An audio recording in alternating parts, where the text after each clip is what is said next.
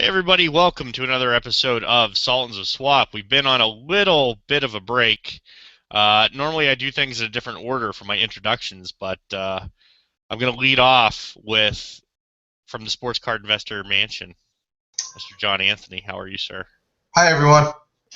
I love the flat brim, buddy. Thank Rich, you. is that a flat brim? Because it looks like it has a little bend to it. I mean, I'd say it's pretty flat. It's not like, it's better than, the way I wear my hat is better than Fernando Rodney that's It like is.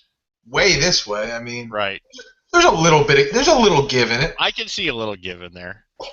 So, and I assume from the new Cal Ripken Jr. Memorial Room in your new digs, man. Is that you just moved?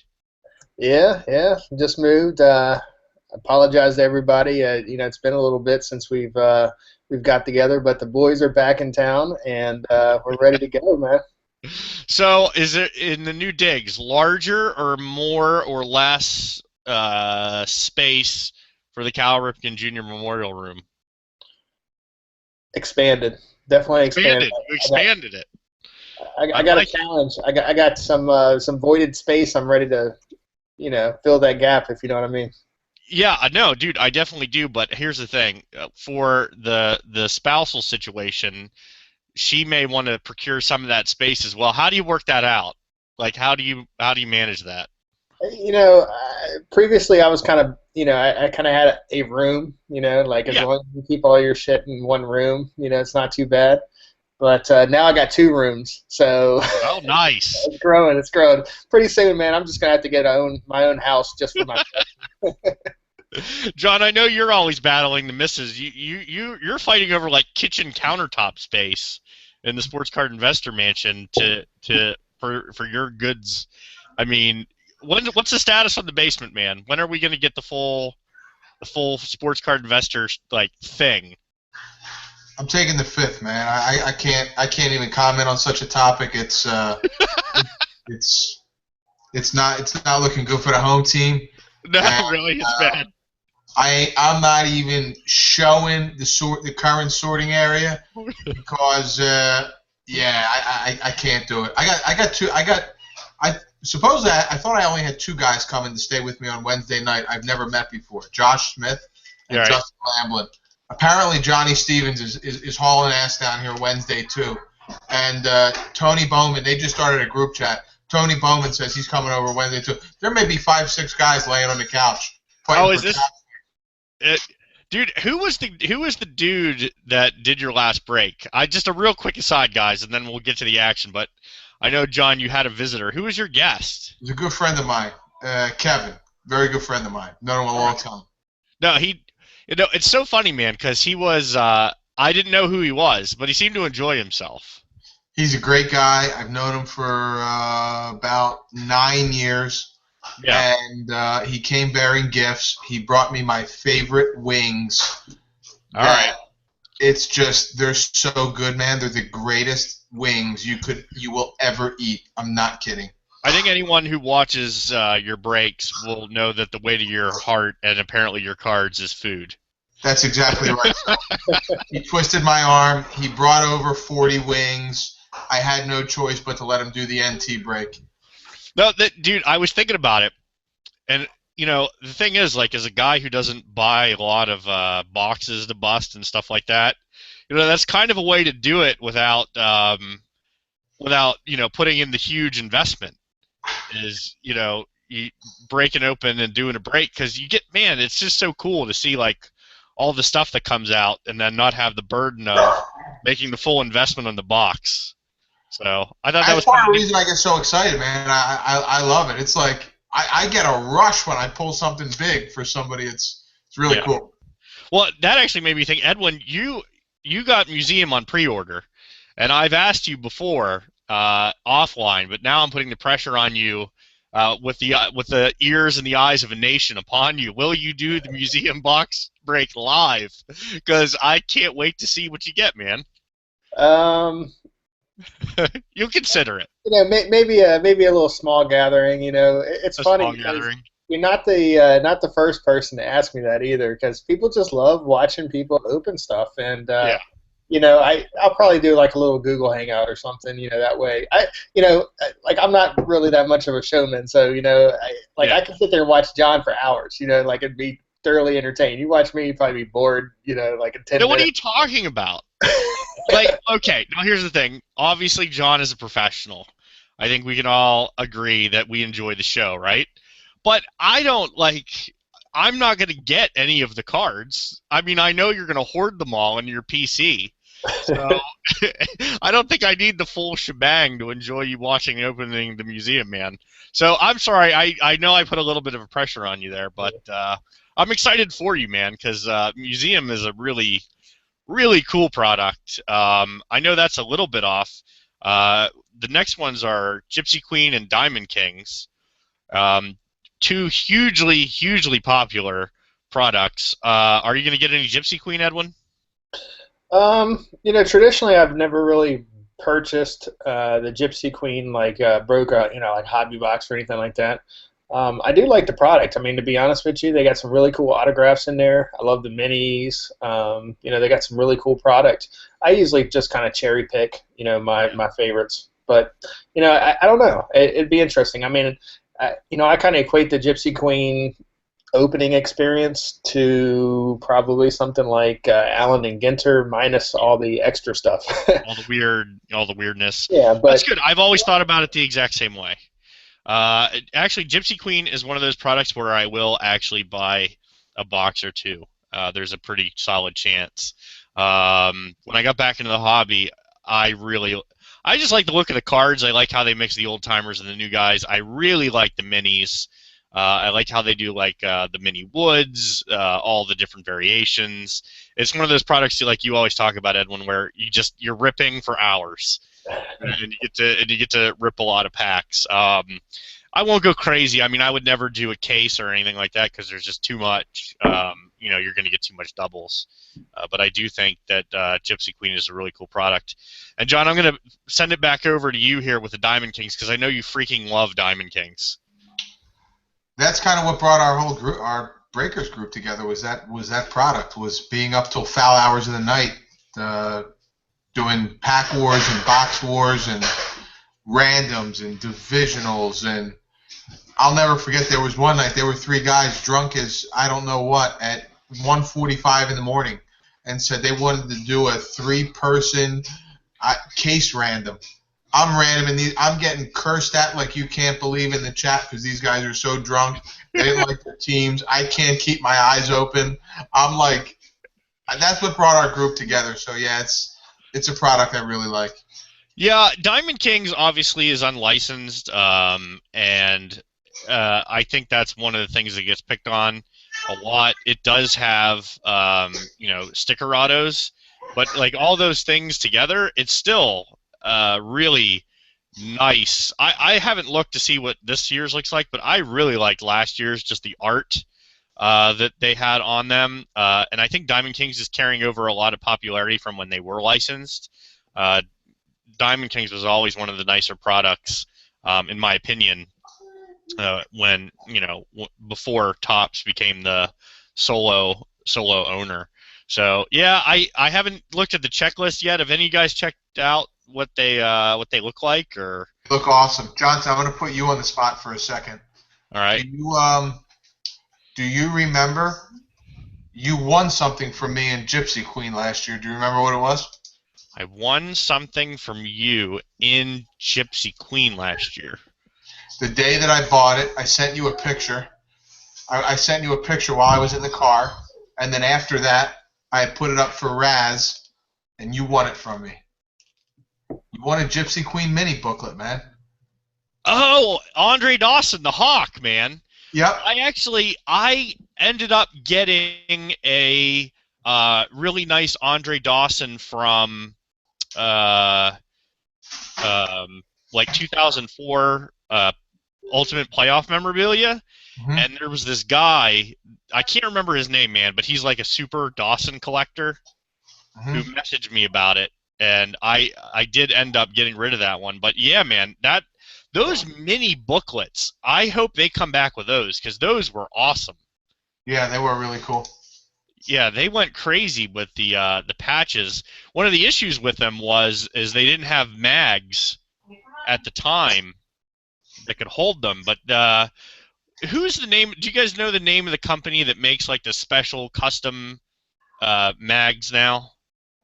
Like where it has like the color borders. They'll do like any size you want. You know what I'm talking about? Yeah, I do, and I don't know the name of it. I do know exactly who you're talking about. I think it might actually be a guy on Facebook, to tell you the truth, man. Like a guy that I'm almost positive it's like a guy on Facebook that started making custom stuff. Yeah, it is weird that they put out these products and then they don't have cases that they Protection for fit it. in. You know what? You know what else is funny? Since we got into the BGS stuff, I have a guy that's really wants a booklet that he pulled the National Treasures graded. Have you seen these graded booklet cards? The graded. Oh, well, you're talking Dude, about National Treasures. I'm thinking about those like quad ones with all like the football players on them. they look awful. I mean, the booklet is like this. I mean, the graded card is like this big. The booklet is like this. There's got to be a better way. You know what I'm talking about, Edwin? Yeah. There's got to be a better way to display that. And even those mini booklets, they're such awesome cards. Somebody's got to come up with like a magnetic that's just slightly bigger than the card, like a typical regular magnetic. Because those mini booklets, man. I actually like those better than the larger booklets. I don't know if I like them better or worse, but I agree with your problem, which is like even when you shipped me that Andre Dawson, man, you did obviously a great job on like putting it together, but you know, I looked at it and I was like, yeah, what the hell would you ship this in? Yeah, you can't. You have to ship it in a snap tight. So you ship it in a snap tight, and even though it's in the snap tight, it's moving back and forth. Yeah. Yeah, the reason I like those mini booklets better, I like those mini booklets specifically because the patches in those things, I don't know if it's a coincidence, but the patches in those all tend to be really awesome. Yeah. You don't find one color jerseys in those. Yeah, I mean, last year, if I remember correctly, I think they were like 1 in 10 boxes, which is not, dude, that's not bad odds either. No, it's one per case. One per case. I mean, that's pretty damn good odds for something that is nice.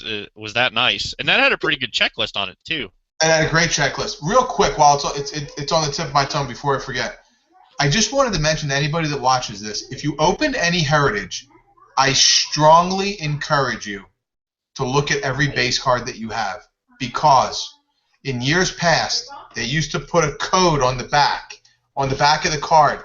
You could literally look at the backs and tell when you got a variation or a short print.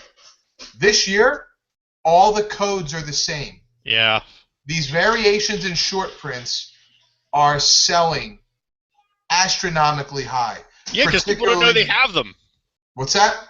I'm sorry to interrupt you there, but I was going to say part of the reason they're selling even higher is because people don't know that they have them. That's correct. Yep, and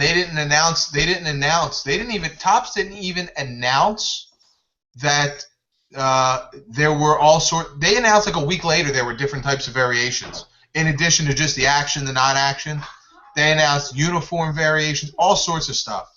And some of these variations, man, are selling for $300 and $400. Yeah. For unsigned cards. Yeah. Wow.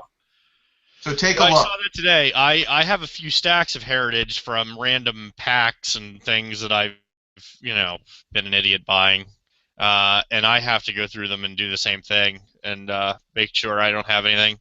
It's funny. I've been cherry picking for the most part, so most of the action, the gum stain, the red backs, whatever, are fairly obvious. But you have to look at the back. The most difficult ones for the ones you're talking about aren't, a different portrait or whatever. It's the throwback uniforms. The throwback uniform is one of the shortest printed versions of that product, and like you said, because the codes aren't different, if you're just flipping through, man, you're not going to be able to tell. It's one of those products you really have to know. So I'm glad you brought that up. I was, kind of past Heritage when we were talking about it earlier, but since you bring that up, that's a very fair point. That was a conversation on Facebook earlier today, and you're right. The prices they're going for are crazy. I've had that frustration as a player collector before with Heritage, because I always joked around that there was some 10-year-old, in whatever state that, he's got him sitting in his room and he's got that McCutcheon that I need, and he doesn't even know it. So yeah, very, very, very good point. Speaking of 10-year-olds and having McCutcheons that you don't know about, how about the kid that's like 16 now that has stacks of 09-10 Topps basketball cards laying around? Oh.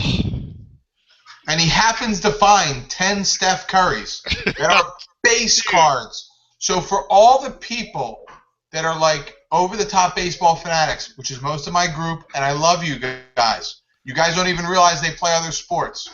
Name me a modern card from 2000 till now that's a base card, not a short print, a base card, an RC logo that sells for over $300. I've never seen anything like it in my life. It's basketball. That's the only way to explain it. Dude, 300. I've seen some of those base like BGS 9.5s going for like $1,800. That's the chromes. And they're numbered to like 1,800. Yeah, well, I think they're numbered. Some of them are, they're numbered to like 2010 or whatever. It's wild. Yeah, it's wild. It's insane, dude. The Steph Curry, okay, I'm gonna go down your rabbit hole, Johnny. So bear with me. I think that I can't prove it anyway, but I think there's price fixing with the Steph Curry rookie card. I do. I swear to God. I think there's price fixing in a lot of things, particularly Bowman Chrome prospects, because guys can hoard those. Yeah. Nobody was hoarding Steph Curry base Topps rookie. I mean, think about this for a second. Brian, just think about this for a second. There is a finite number of Bowman Chrome autographs. You can't disagree with it. How many Steph Curry Topps base rookies are there? What do you think? There's 3 guys that have they have 1,000 of them? No, no. This is what I'm suggesting, is that I can't believe I'm suggesting a conspiracy. And Edwin, jump in here, throw me a life preserver at any time, and tell me that I'm out of my mind. But I think what happens is that you have the Steph Curry card, and if you just had a few people that like bought it off of each other on eBay for a higher price, right? And because so many people use eBay as the market now, I think that could happen. Maybe it's not happening in this price. Maybe Steph Curry is just so out of his mind, and people are so excited about Steph Curry that they're actually willing to pay $500 for a base rookie card that they made 300,000 of. But I think if you had enough people get together and you could, buy the card from each other, that you could fix a market for a card like a Steph Curry rookie card. I think it could be done. I don't think it can be done for a card like that because there's too many. Here's another example of basketball that went ballistic. Same situation as Curry. Actually, I think this guy was in the same draft. They were both injured. They both came back, and their stuff went bonkers. I will never forget New Year's 2010. I'm in Boston. And Blake Griffin had just won the dunk contest. The dunk contest. Not the MVP, not, the title. The dunk contest. His contenders autos were like $1,000 because he won the dunk contest. And they stayed there. They were through the roof the whole year. I'm telling you, man, it's the sport. These collectors it's just a sport. So, Edwin, am I spending too much time on InfoWars? I don't know. I mean, I'm gonna throw this out there. Like I've thought before, I'm a player super collector. I said, I wonder if somebody could make the value of certain cards go up by just buying them at a higher price. Right. So for instance, I mean, you take like a 82 Topps traded Ripken and like a PSA 10, okay? And let's say they normally go for, I don't know, right about now, probably like $1,900. But let's say, I mean, you were just snatching them up on eBay for 22, 25, 100 for, I don't know, a couple back to back. Don't you think that at that point people would start adjusting their prices because people are actually buying them? This is what I'm suggesting. Like that theory that you just presented is the one that I'm suggesting because we use eBay as the marketplace for cards now, right? I don't fit.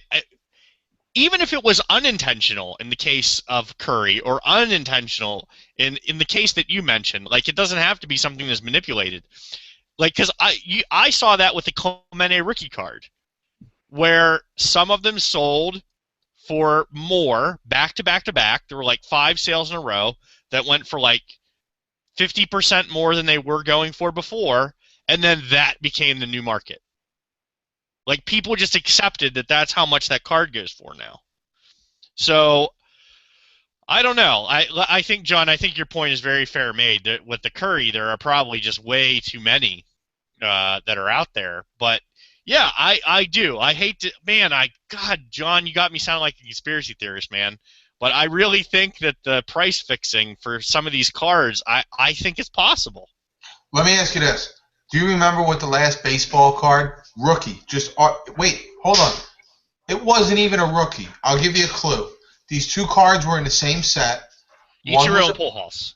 One was a prospect card, and I'm talking about a base chrome card, not signed. And the other one was a USA chrome card. These were the last 2 base chrome cards that sold for $50 a piece. 50, not signed, and both guys had autographs in the product. Can you name them? I'll give you a clue. 2010. 2010. I mean, it was one of them Trout, Strasburg, and Harper. Strasburg and Harper. Yeah. Yeah, I do remember. I mean, I was out of the hobby at the time, but even I remember. Strasburg was the prospect. Harper was the USA. Okay. Right. And at that time, they were selling for $50, and that was like never seen before on a baseball prospect card, unsigned. Yeah. And now you got a basketball card selling for $350. There's no denying that there's way more people that buy baseball cards, whether they're collectors or they're impulsive buyers, because it's like, oh, Strasburg's the next thing, Harper's the next thing.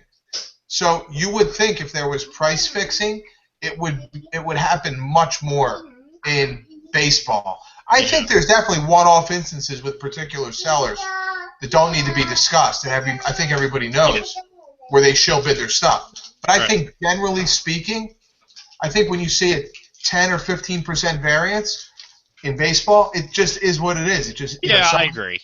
But I agree with that. But the Steph Curry thing blows me away. I mean, it's like Connor McDavid in hockey. I mean, you know, look at Steph's autographs. Look at the autographs. I mean, unless these same guys are price fixing every card he has out there, it's all insane. Yeah, do you think it's the Asian market influence with 100%. Basketball? Listen, it's the same as select soccer. I'll give you an example.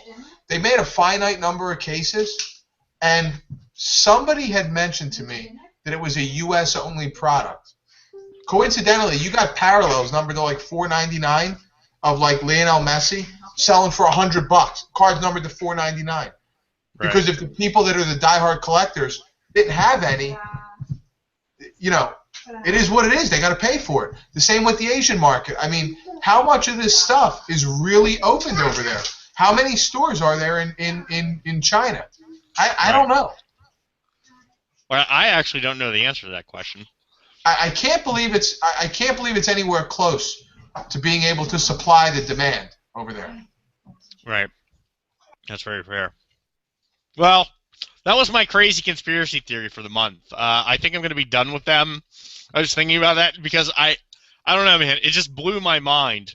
I wish I would have happened upon some basketball cards by accident in 2010 because, man, you are really able to cash in on those now. For sure. I mean, I had Tony Tubbs in my basement. We're going through about 200 monster boxes because in 2009, me like a dummy, instead of buying Curry and Blake Griffin, I'm buying Tyreek Evans, thinking this guy is so can't miss. He's a 6'6" point guard. How is anybody going to defend this guy? It's impossible. Okay? So like an idiot, I'm opening everything under the sun. Everything. I got no Steph Curry stuff. Where it went, I probably sold is I was probably so like waffled from the cases I was open chasing Tyreek that I just sold whatever I could to recoup anything, and that's where all my Steph Currys went. Well, someone lucked out, man, because they got a hell of a deal, because that guy is through the roof. But we're talking about basketball on opening day of baseball. I know. Did you guys check it out today? Been watching a little bit of it, when I can. Just checking in. I mean, it's a slow pace right now because it's one game at a time. I do like how the Buccos opened up with a win. Yeah, they play well. I was surprised. I don't know how you say his name, the closer. I don't know if it's Melanson. Yeah. Melanson. He didn't look too sharp today. I was surprised. No, I think sometimes, guys that are in non-save situations, like it's that old gag. But there is obviously some truth to it. They work on things. Yeah. But no, I'm not worried about him, man. This game tonight's going to be awesome. I cannot. Kansas City, New York? Over under 2.5 guys that get beamed tonight. You think it's that serious? Dude, they already said it. They flat out said it. They said you're getting hit because of this nonsense that happened in the playoffs last year. They've already announced it. It's going to be. I think it's going to be like an old school 1950s Bob Gibson throwing at somebody's chin. Get away from the plate, it's mine type of game. I think no one gets hit tonight. I think they're playing it up. Really? I don't know. Yeah, because think about it, dude. If the guy goes out there first pitch and wails it over the guy's head, they're going to throw him out of the game. Look, I think it's happening for sure. I think both of these teams have a lot of pride. I think they're both young, gritty, fiery teams, and I think somebody's getting hit tonight. I'm so excited for this game. I got to tell you the truth, though. I'm not I love the sun. I prefer it on a Sunday, but I love the opening day where everybody's playing, starting at 12 o'clock, and you go right through to 10. I can't take this a game on Sunday at 12, a game on Sunday at 8. The other teams are playing. You got a preseason game between the two league. I mean, that one I don't get. Yeah. Come on. I don't understand why there's a last spring training game on opening day. Yeah. What is that? I don't know. Didn't the opening game always used to be in Cincinnati? No. For years, I thought opening day was in Cincinnati. I just thought that's where they had opening day. When you say opening day, do you mean that Sunday night game? Yeah, the first game of the year was always in Cincinnati at the Great American Ballpark. No. No. I want to say, all right, I have to look this up because I think traditional open day is in Cincinnati. I'm really excited for the season. It's great. I love college hoops, but man, that lull between the Super Bowl, really between the last week of playoffs when you have more than one game because you got the 2-week lull to the Super Bowl. That's a long wait, man, from that week until MLB. Dude, let me read from Wikipedia. For generations, opening day has arrived with pageantry in Cincinnati, Ohio, home of the sport's first professional team. The annual Findlay Market Parade marks the official city holiday, with young and old alike taking the field to cheer the Reds. For decades, the first pitch of every major league season officially took place in Cincinnati. Until when, 1960? I mean... Well, I'm just saying. You said it like I was out of my mind. Well, yeah, crazy. 4 decades ago, maybe. I mean, that was before I was born. Me too. You were the only one living, Johnson. Okay, so in '94, they started opening day in foreign city, but I was right that for historically the first game was always in Cincinnati. But they did in '94 is when they started moving it around. Interesting. But I digress. Well, I know you're an O's fan, Edwin. I'm a Pirates fan. Johnny, are you a Phillies fan for real? I gotta wear a Phillies hat in Philadelphia, man. You might get smacked walking around my neighborhood if I have another team's hat on. I'm a Braves fan. I root for the Braves in the house. Outside of the house, it's all Phillies. Right. Just for preservation's sake. We booed Santa Claus, man. The last Eagles-Dallas game I was at, there was a 75-year-old man. The guy could barely stand up. He was wearing Dallas gear. Okay, they were pouring beers on him. The guy's 75 years old. I mean, I'm not leaving my house in non-Philadelphia paraphernalia. Not happening. But I know Philly obviously takes the Eagles to that degree. Do people take the Phillies to that degree? Until about 3 years ago, when they really went off the deep end, yes. Okay. Yes.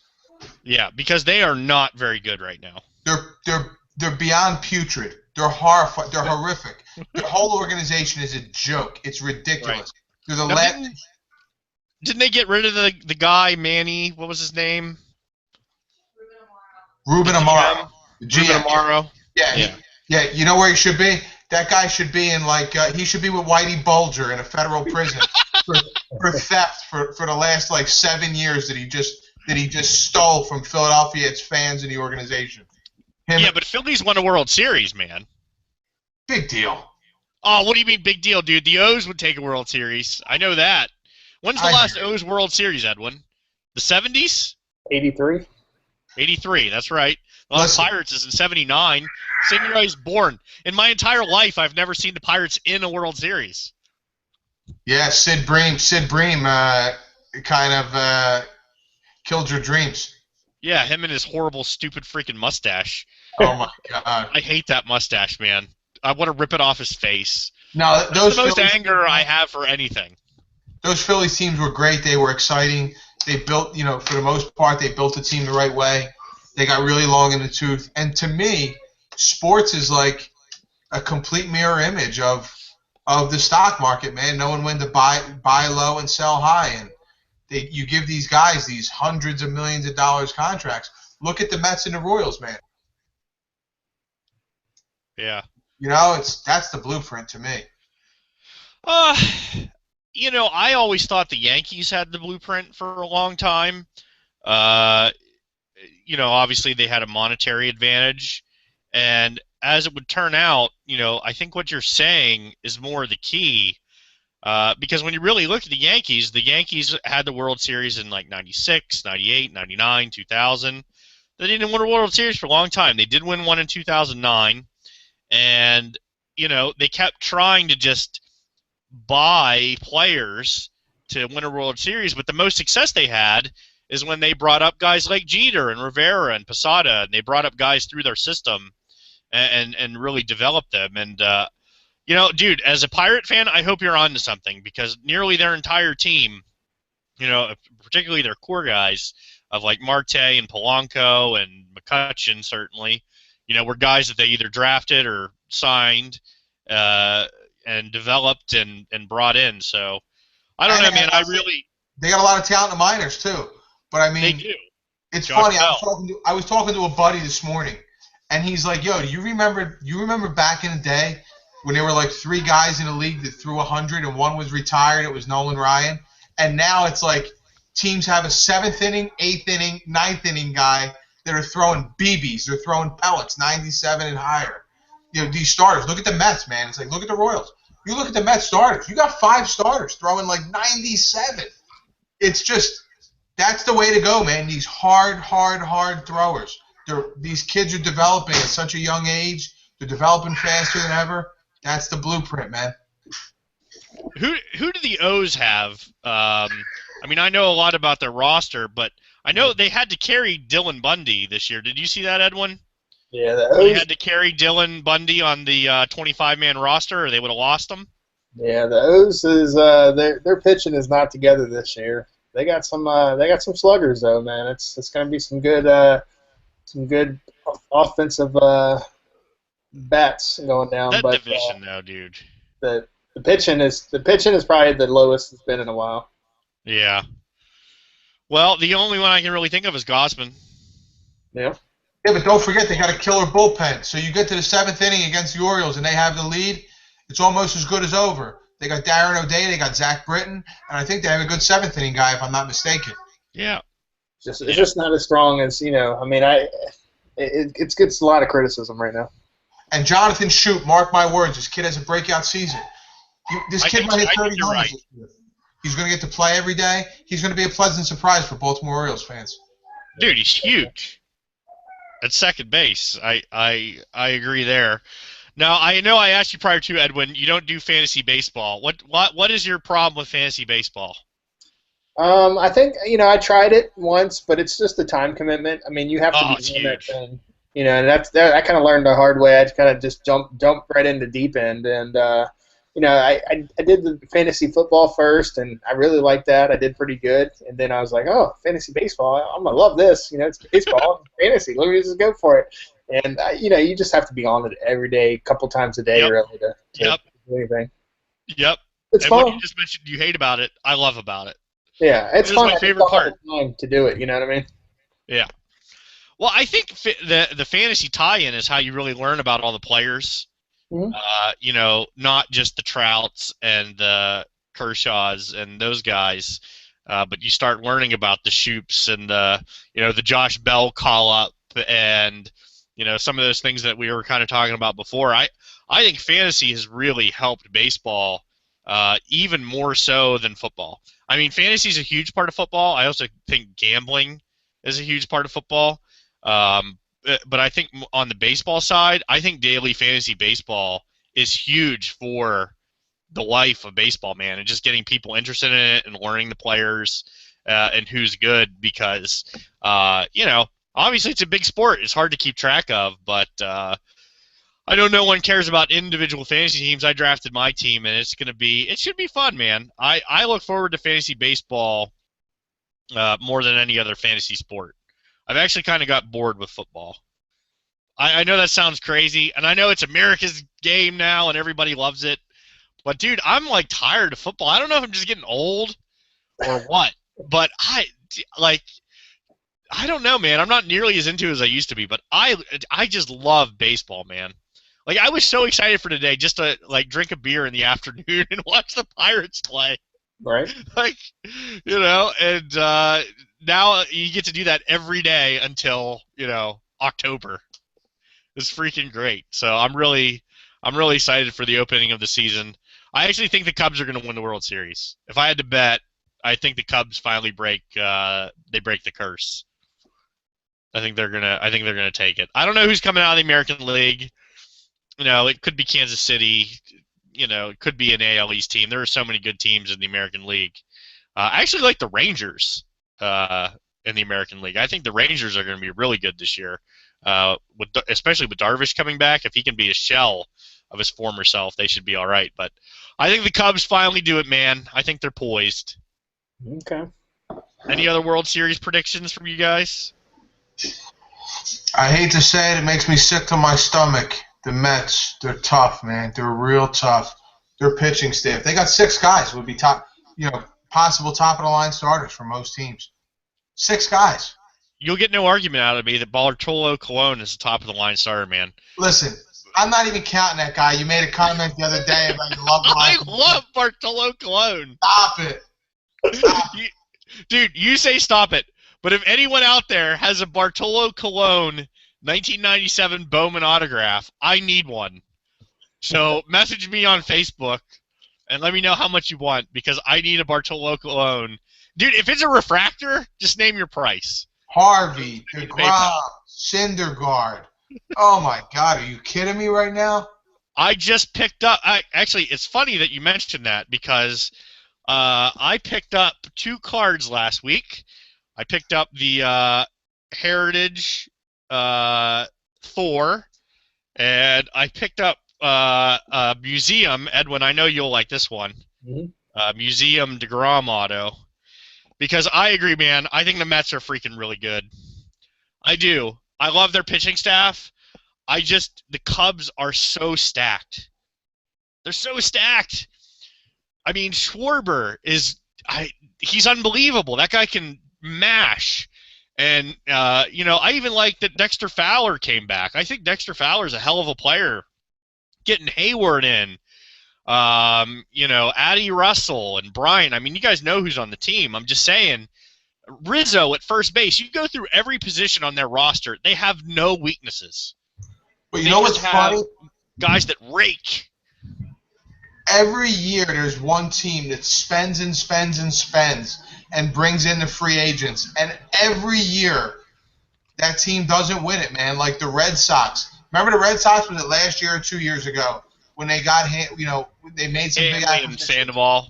The Tigers. Sandoval's not even starting. The Blue Jays. Everybody thought the Blue Jays. There's no way they lose this year. Look at their lineup.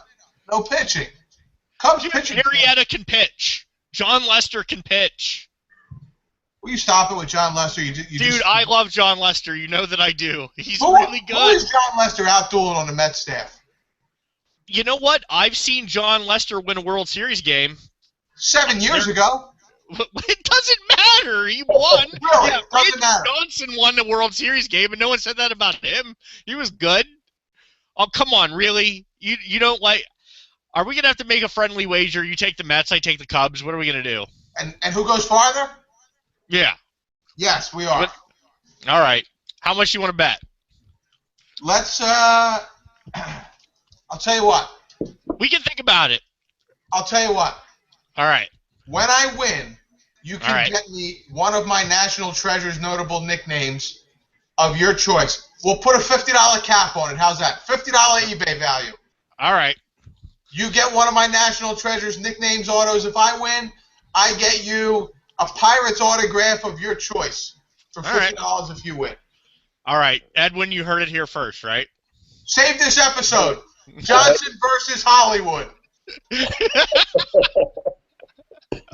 Well, now, dude, Edwin, you're usually the voice of reason. What say you, sir? I don't know, but you don't have a good track record with making bets there, Johnson. For those of you who don't know what Edwin is referring to, I may or may not have made a wager where John Smoltz was a first ballot Hall of Famer. I may have lost said bet and had to walk around my neighborhood in a dress. That's one bet over the many bets that I made. I still maintain that John Smoltz is not a first ballot Hall of Famer. However, the Baseball Hall of Fame decided that I was wrong, decided to induct him. Based on merit alone, again, I don't think that's the case. However, it doesn't matter at this juncture. But I'm so happy you brought that up, Edwin. Oh, God. See, now here's the problem. What if the Pirates, the Mets, and the Cubs make the playoffs? I mean, I guess, I can overlook my $50 to get the Pirates in the World Series, but Cubbies. I just made a bet on the Cubbies going further in a baseball playoff series than the Mets. When I really say that out loud now, I don't like it nearly as much as I did when I initially made that bet. Because the Cubs have a worse track record than I do betting, Edwin. They have not had a lot of luck. This is true. I think I would swing towards the Mets side, but that's just me. Oh, God. Chris Bryant will probably break his leg now. Watch all of his color autos plummet to $50. Not that I'm hoping for that, guys. Good luck with your Chris Bryant autos. I think he's a great player. But I don't know, guys. I'm out of steam. I had my family over yesterday. Edwin, how were your steaks? They looked delicious. Filling, man. I had the meat sweats. I was eating like a king today. I did see that. By a bus, Johnson. Your hair's all disheveled. You're in a hoodie. You look like a guy from 12th and Porter in South Philly. Dude, I had a 9-year-old, an 8-year-old, a 4-year-old, and a 3-month-old all together for a period of 24 hours. I'm freaking exhausted. Wow. It's like dude, it was a freaking circus. It was a lot of fun for them, I assume, but a little higher noise level than I'm used to. Johnny, you got anything coming up tonight? What's on tap, or are you good for the night? I'm cased out, man. These lunatics just filled the football break. They're bothering me now as we speak. Run the filler, run the break. Man, we did a lot of we opened a lot of cards this week. We opened an awful lot of cards this week. And I've got a ton. If I tell you how much Diamond Kings I got coming, you might have a knot in your stomach. No, I'm excited. I'm excited for the Diamond Kings. I'm definitely ready for Museum. I'm anxious to see what's out there. So I'm gonna find my UPS driver on Tuesday. I'm gonna give one. You know those back braces? Those Yeah, I'm gonna give him one because that's what he's gonna need carrying his stuff in from the UPS truck. He's gonna I like need it. aspirates. I like it. Edwin, where can everyone find us? Because it has been a while. I heard we're up over 700 Twitter followers now. Over 700. I think, what is it? We just surpassed Britney Spears on Justin Bieber. Justin Bieber on Twitter. Justin Bieber. Dude, I have a dream that one day we will have more Twitter followers than Justin Bieber, either because of our immense popularity or Justin Bieber's arrest and imprisonment. But for one reason or the other, I think it's possible. So I have seen you guys on the Facebook page, though. I appreciate you guys coming on there, dropping your questions. I know we missed some time, so I apologize for that. But sometimes you got to move, you got to do stuff. I'm glad we were able to squeeze in an episode on opening day. Obviously, we're all pretty big baseball fans, so I appreciate everyone checking us out. Do we have takeaway music? Can we incorporate music somehow? What do we have to do, Edwin? You're the technical expert. I don't know. I can go get my recorder and play a little tune. Recorder. The only thing I know on the recorder is Mary Had a Little Lamb. That's all I got. That's all I got is Mary Had a Little Lamb. Can we get the baseball tonight? The interruption. We're switching here because somebody just made a big play. Can we get that? Can we just get a sound bite? All right. Where they? Can we get a baseball tonight sound bite, Edwin? Right. We can step it up next time. I'll figure something. The one I just hummed is not what it's going to be, but I think it should be. I think if we could cut that out, like what I just hummed, and make that the break-in, that would that would be even better. Real quick, I'm starting to love Tim Kirkjian. This guy's getting real feisty in his old age. Okay, he's feisty. He's getting feisty. His passion is really coming out. Like last night, he was fired up about Bryce Harper. That he's like, people complain about this guy. They say he's this. All this guy wants to do is win. You know what I love? I said he's like, Tim Kirkjian said, look at this guy's interview. He said, I want to go out there and I want to mash home runs. He wants to rip your Adam's apple out when he plays, Tim Kirkjian. I love Tim Kirkjian. He's like, he actually has some passion and some life in him now. He's getting feisty. No, dude, I've always loved Tim Kirkjian. But he used to be calm. He used to be like he used to be like you, like real calm and, political and make everybody happy. And now that he gets older and he's been on ESPN so long. Whatever. Yeah, he's like, I don't care. They're not firing me. I'm not going anywhere. The real Timmy K is coming out. I like it. All right, guys. Thanks for checking us out. I appreciate it. It'll be up on the YouTube, Periscope, YouTube, Facebook. I'm out. All right, everyone. Do we have an Instagram page yet? What kind of page? An Instagram page. Can we get an Instagram page? What's Instagram? I don't know. I think Kim Kardashian always shows her boobs on. Oh. Yeah, I don't know. Pinterest. Women love Pinterest. I think we could do well on Pinterest. Huh. And what's this Switch thing you speak of? I don't know. I see breaks on it sometimes. Twitch. Oh, yeah. Twitch. Come on, I know Edwin knows what it is. All right, guys, for real. We're done. See you later. Thanks for checking us out.